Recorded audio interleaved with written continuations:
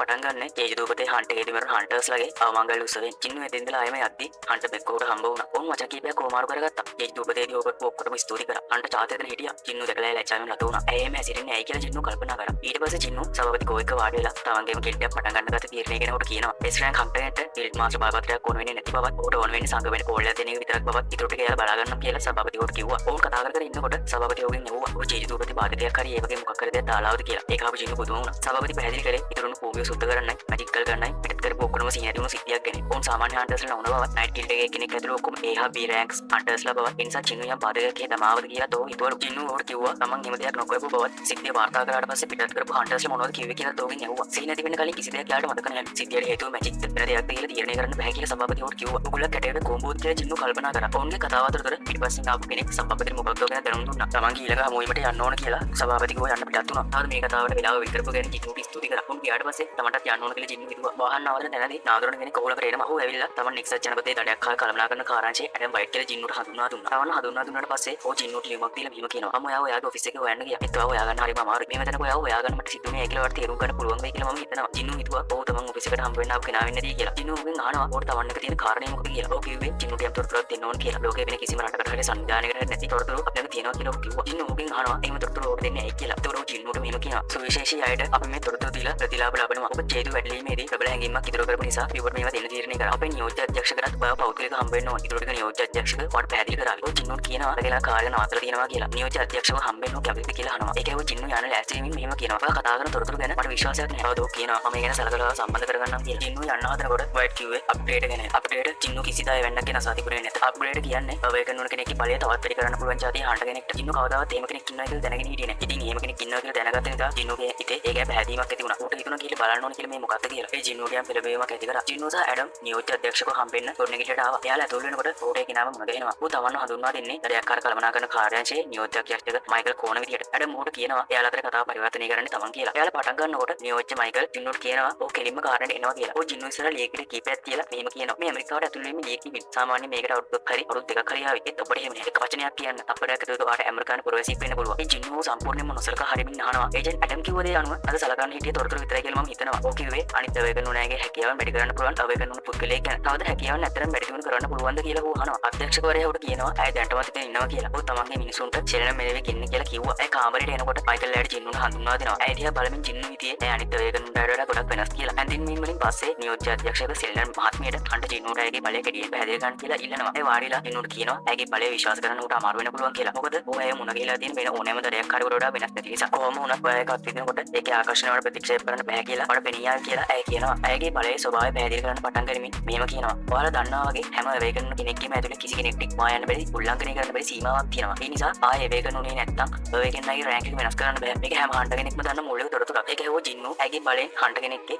Rank එක වැඩි කරන්න පුළුවන්ද කියලා අහනවා. ඇය ඌට කියනවා ඔව් මට එයාලගේ සීමාව පියවර 3කින් ඉක්මවා යන්න ඉඩ දෙන්න පුළුවන්. බලහත්කාරයෙන් ආයේ අවේකන් කිරීමක් වගේ දෙයක් නියෝජ්‍ය අධ්‍යක්ෂක ජින්නුට සාතික කරනවා. ඇය ඌට කියන කොහොම ඇත්ත කියලා. ඒත් ඒක ඇගේ ශරීරය ලොකු පීඩනයක් දෙනවා. ක්‍රියාවලින් පස්සේ ආයෙත් දිගු වේගයක් වුණ වෙනවා. ඒ නිසා ඇගේ බලයෙන් ප්‍රයෝජන ගන්න පුළුවන් අවුරුද්දට උපරිම හන්ටර්ස්ලා 3 දෙනෙක්ට හෝ 4 දෙනෙක්ට පමණක් බවත් ඔහු පැහැදිලි කරනවා. ජින්නු හිතනවා මේක පුදුම සහගත බලයක් කියලා. ඒක කොච්චර ඵලදායීද කියලා එයාලගෙන් අහනවා. සෙලන් මහත්තයා ඌට කියනවා ඒක පුද්ගලයා මත දපාවදින බවත් ඒත් ඔක්කොම පියවර 3 හරහා ගියාට පස්සේ ඒක එයාලගේ බලය උපරිම 120කින් වැඩි කරනවා කියලා. සමහර අවස්ථාවලදී ඒක 130ක් දක්වා වැඩි වෙන්න පුළුවන් කියලා. ඒක හෝ ජින්නු හිතනවා මහජන විරෝධයේ එච්චර ප්‍රබලව තිබියදී දැන් ඇමරිකාවට එන්න තීරණය කරේ ඇයි කියලා දැන් තේරුම් ගන්න පුළුවන් කියලා. එහෙම ගිමනා ප්‍රතික්ෂේප කරන්න පුළුවන් ගොඩක් අය නැහැ. ඕනෑම හන්ට කෙනෙක් මේ අවස්ථාවක් වෙනින් ඔක්කොම අතාරිනවා. ඔක්කොම පැහැදිලි කරාට පස්සේ නියෝජ්‍ය අධ්‍යක්ෂක ජින්නුට කියනවා ඔය ඇමරිකානු පුරවැසි භාවය ගන්නයි අපේ ගිල්ඩ් එකට එකතු වෙන්න තීරණය කරනවා නම් අපිට වාට දෙන්න පුළුවන් තෑග්ග මේක. ඊපස්සේ දායකම් කිවිසුත් පැකේජයත් එක්ක ගිල්ඩ් එකට සම්බන්ධ වෙන්න අපිට පහසුකම් සපයනවා. එතන මාත්මේ ජින්නුට කියනවා ඉක්මන් වෙන්න ඕන නැහැ කියලා. එයාලා දැන්ටමත් ඕට මේක තෑග්ග කියලා කිව්ව නිසා කිසි කෙනෙක් ඔහු බල කරන්නේ නැහැ. අධ්‍යක්ෂක ඔහු පළවෙනි පියවරේ අත්විඳින්න කැමතිද කියලා අහනවා. ජින්නු මොහොතකට කල්පනා කරනවා. ඇයි කිව්ව විදියට ඒක අත්විඳින්න ඒකට වශී වෙනවා. ඒ නිසා ඒක හැම කෙනෙක්ම අල්ලගනින්න කියලා විශ්වාස කරනවා. ඇයි ඔහුගේ අත අල්ලගෙන ඔහුගේ ඇස් දිහා හොඳට බලන්න කියලා ඉල්ලනවා. එයාට නියෝජ්‍ය අධ්‍යක්ෂක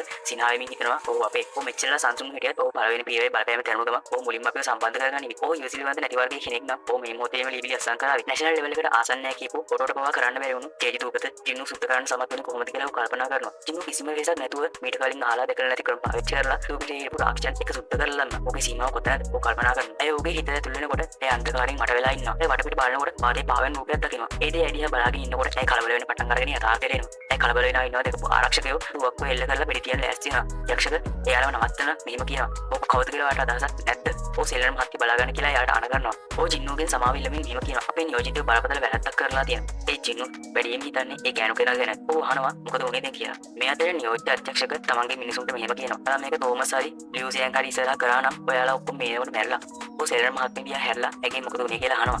ජින්නුට කියනවා සෙලර් මහත්මියාට එච්චර හොඳින් නෑලු. පස්සේ ආව උට සම්බන්ධ කරගන්න පුළුවන්ද කියලා අහනවා.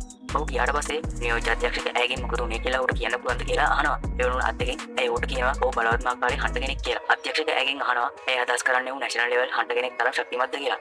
ඇයි ඕට කියනවා ඉතින් නිශ්චිත නැහැ කියලා. මොකද ඇයි මීට කලින් මෙහෙම දෙයක් අත්විඳලා නැති නිසා. ඔව් උංගක් බලවත්. ඒත් අනිත් අය වගේ නෙමෙයි. ඇයි පැහැදිලි කරනවා මම ඔහුගේ හිතේ ඉන්නකොට මම ඔහු දිහා බැලුවා. ඔහු මා දිහා ආපහු බැලුවා. ඔහු ඇතුලේ ඒ ජින්නු නව පුතුල ළඟ වුණ මග්නටි අන්තකාරයේ මා දෙස බලා සිටියේ. ඔහුට සීමාවක් වෙන දෙයක් නොවොත් ඊළඟට දර්ශනේ මාරු වෙන්නේ මෑතකදී ජේතුදුපත් පැටලීමේදී ජීවිත ඇහිමෝ අය ගැන හිතමින් තම කාර්යාලයේ වාඩි වී සිටින සභාපති ගෝකුන් නිමිත විශ්‍රාම ගිය නමුත් පැටලීමට සහභාගී වූ දඩයක්කාර මින් ගැන සිටුවේ. යුතුම් පරිත්‍යාගයක් වූ බැවින් වෙනි ආකාරයේ පැටලීමකින් අවසන් හිත තැබීම ගැන ඔහුගේ හදවත කම්පා වී ඔහු සිටමින් සිටියේදී ඔහුට ඇමතුමක් ලැබේ. මාර්ගයේ මැද ඒහෝ බීග්‍රෑන් කේට් එකක් හදිසියේ මතුව බවත් මේ පුද්ගලයාට පැවසුවේ. ඒහෝ බීග්‍රෑන් කේට් එකක් නම් සාමාන්‍ය ප්‍රහාර කණ්ඩායමකට වැසීම කළ නොහැකි බවත් එබැවින් ඔහු වහාම ලොකු ගිල්ඩයක් සම්බන්ධ කර ගන්න බවත් සභාපතිවරයා එම් පුද්ගලයාට පැවසුවේ. පසුව ස්ථානයේ ඇසීමෙන් පසු සභාපතිවරයා සිතන්නේ හන්ට ජින්නුවෙන් ප්‍රදේශය තුළ කාර්යාලයක් විවෘත කළේ නැද්ද කියලා. ජින්නු රතවාන තදපතයක සිරවී සිටියේ. සෙලර් මහත්මිය සමග සිදු වූ සිද්ධිය ගැන සිතමින් ඇයි නිසකම යමක් දුටු බවත් නමුත් ඇයි දුටුවේ කුමක්ද යහු සිතුවේ. සමහර විට ඒ සිස්ටම් එකේ සලකුණක් විය හැකිය. ඇගේ ඩෑෂ් බීටීම් පිරී තිබූ බැවින් ඒ බියවන්නේ කුමක්ද යහු කල්පනා කරේ. ඒ වගේම ඇයි නැවත ඔහු හමුවීමට කැමති නොවන ඇති බවත් ඔහු සිතුවේ. රතවාන තදපතයේ කුමක්ද යහු කල්පනා කර ඔහු මන්දුම්රිය ගත්තේ නම් මේ වේගවත් වනු ඇත.